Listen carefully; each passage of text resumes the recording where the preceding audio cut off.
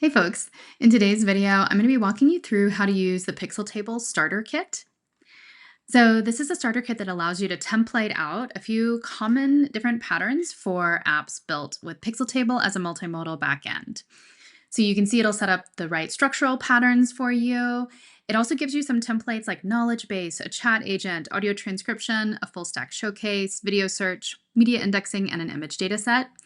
So it can go ahead and scaffold the project for you so you can just get started using Pixeltable right away. This actually uses FastAPI as a backend, which is a newer integration in Pixeltable. And you can see in the repo, the README, there's a lot of really great materials here, including diagrams to help you understand the architecture behind the starter kit. But how I'm going to show you how to use it is in combination with our Pixeltable skill. So the Pixeltable skill enables you to use the starter kit in pretty cool ways with just an agent. We're not going to write a single bit of Pixeltable code here.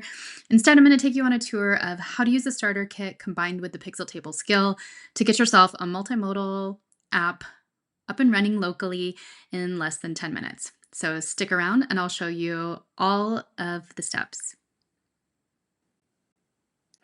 Okay, let's get going. So I'm in a completely empty project here locally on my computer. So I've called this new kit. There's nothing here.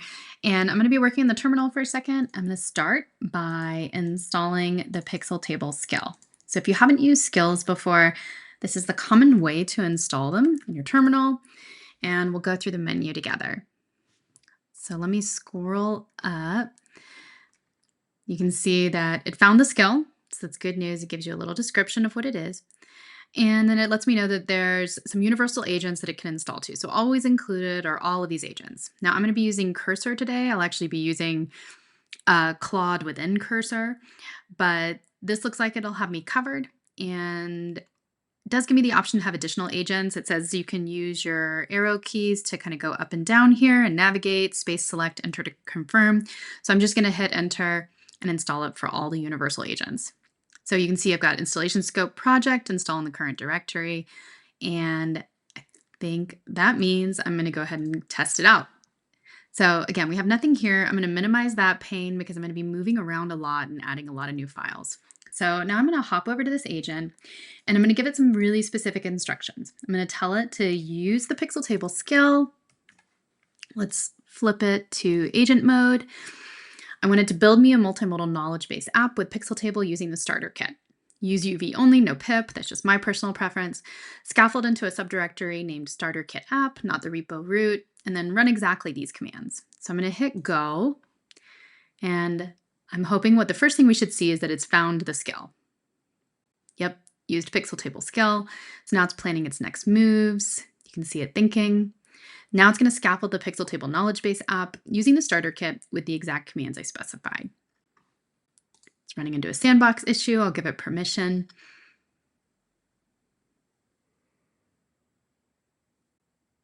Okay, syncing dependencies now. And while that's going, I'm going to go ahead and open up the file pane viewer so you can see what's changing as it's going. So you can see we have a new folder here, starter kit app. And if I unfold that, you can actually see that I already have a scaffold for my project built. Now it's running through, syncing up all my dependencies, but I want to give you a quick overview to what it has actually added to my project. So this is a UV project. The Python environment lives in this .vn file. And this is the scaffold for a Pixeltable app. I'm building a small app where I can upload files and search across them. Now, the cool thing about using Pixeltable is that the files can be a number of different kinds of file types. So we can include images, audio, video, and documents. So the app UI, which is encoded in static index.html. So it's really simple, but it is going to allow me to click around. And in the app, that's where I will upload documents, images, video, and audio files, and then search across them. Now, FastAPI here is going to be the API layer. So it takes requests from the app UI, like upload this file, run this search. And then Pixeltable is the multimodal backend. So Pixeltable stores the files, chunks documents, extracts frames from video, creates embeddings, transcribes audio, and will help me search those embeddings later.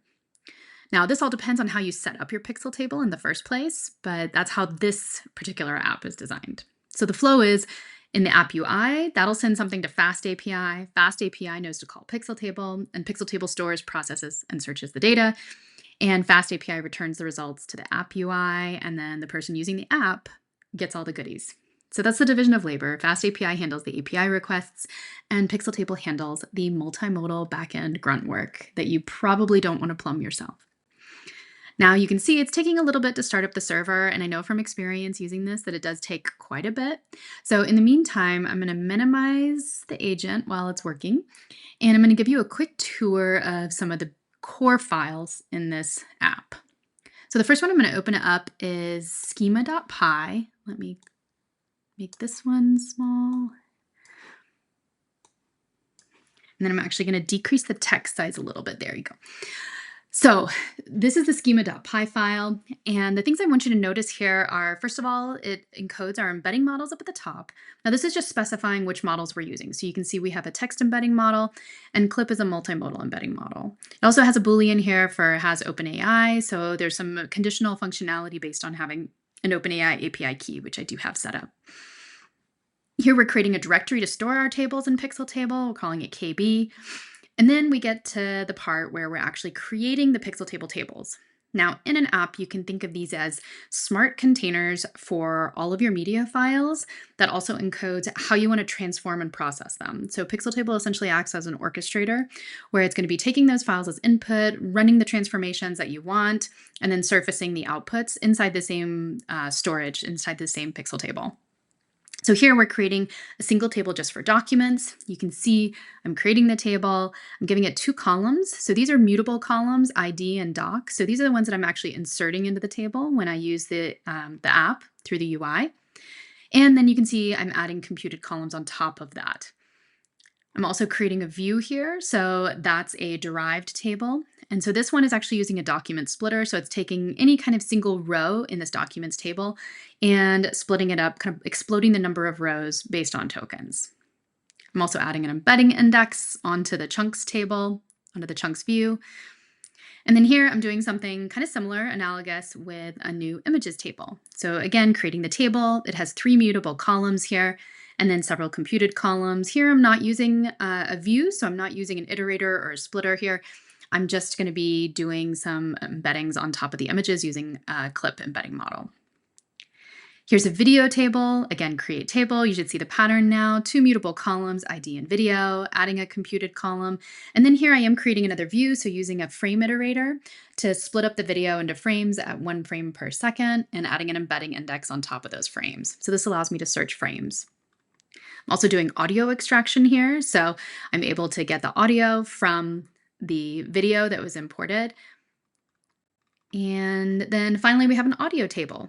Same deal, create a table, 2 mutable columns, add a computed column, create a view using the audio splitter, and then do some fancy things with that. We also have cross-modal search. So this schema.py is really setting up the Pixeltable schema, all the table schemas that you're going to need to use in your app.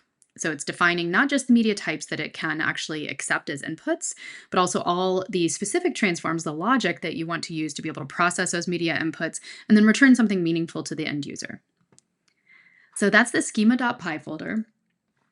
In the meantime, it looks like it's actually built my app. So I'm going to go back to the agent's output here and let's go through it. So the Pixeltable knowledge base app is now running successfully. So what was created is schema.py. That's the file that we just went through. So this is the purpose of, so the schema.py file has a purpose of documenting the Pixeltable tables. So documents, images, videos, and audio files with embedding indexes. We also have an app.py file. So that's this file here. That's the FastAPI server with upload and search endpoints defined. These are all using Pixeltable. Functions.py, so those are some helpful UDFs for text chunking and search. Static / index.html, so that's the web UI for uploading and searching. And then we have some standard Python project dependencies. So let's go ahead and actually open up the app. It tells me that I can open it up here, localhost 8000. So this is how I can upload docs, images, video, and audio. I'm going to close my file browser so you can see the full app. So you can see it's a really simple app right now. It's just got a single UI. I can search and ask AI. It has 0 docs, 0 images, 0 videos, and 0 audio. But I can click here to browse and upload. So I have pre-downloaded a few files for us to be able to upload. Let's see, it's actually under desktop, upload me.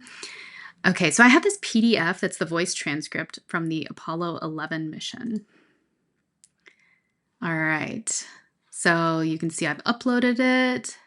This usually increments up here. It looks like it's taking a second.